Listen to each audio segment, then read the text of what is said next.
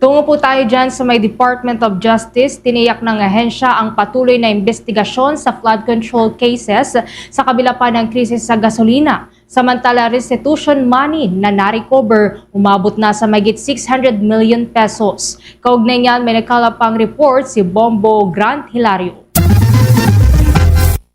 Tiniyak ng Department of Justice na patuloy na gumugulong ang investigasyon ng Kagurana hinggil sa mga kasong nakabinbin may kinalaman sa manumalyang flood control projects. Ito ang naging pahayagan ni Justice Secretary Frederick Vida sa publiko sa kabila ng kinakarap na problema ng bansa na krisis sa gasolina. Pangamba kasi ng ilan na posibleng matabunan ng issue sa pagtaas ng presyo ng produktong petrolyo ang patungkol sa usapin pagpapanagot sa lahat ng sangkot sa korupsyon. Kung kaya't makase siguro umano na hindi nahinto ang kanilang pag-iimbestiga at aksyon nang sa gayon ay ma-refer na sa Office of the Ombudsman ang mga kaso.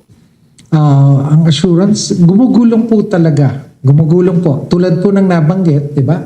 Bago kasi maisampa, bago ma-file yung information, no? Kasi yun yung, kailangan yung information a-approvean ng Office of the Ombudsman. Pero lahat po ng matatapos ng kagawaran, no, na ma-evaluate na kaso na nakapending sa amin, agaran po amin pong i-refer sa Office of the Ombudsman.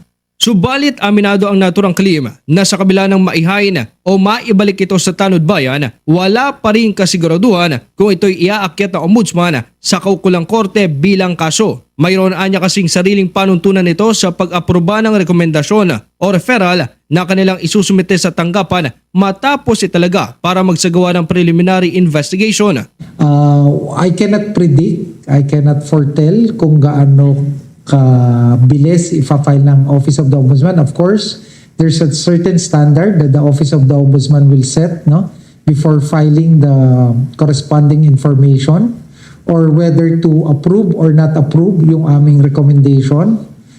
This falls within the discretion of the Office of the Ombudsman.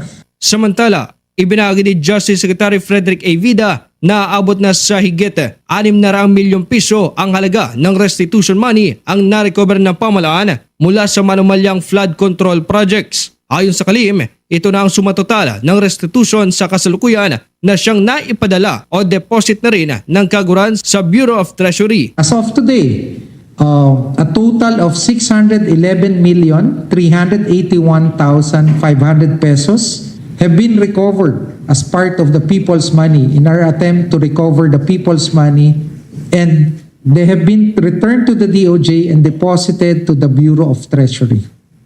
Kaugnayaan niya ito sa 24 na kaso kanilang tinutukan may kinalaman sa isyu ng korupsyon sa infrastructure projects ng pamahalaan. 6 rito ang siyang naihain na ng tuluyan bilang kaso. 9 ang inendorso sa Office of the Ombudsman, 6 pa ang submitted for resolution, 2 kaso naman ang nasa preliminary investigation at 1 ang kasalukuyang pending. Ibinahagi ng kalihim ang nabanggit na impormasyon sa kanyang Secretary of Justice First 100 Days Report ngayong araw. The Department of Justice has filed and investigated several high-profile cases involving ghost projects and corruption in flood control infrastructure projects.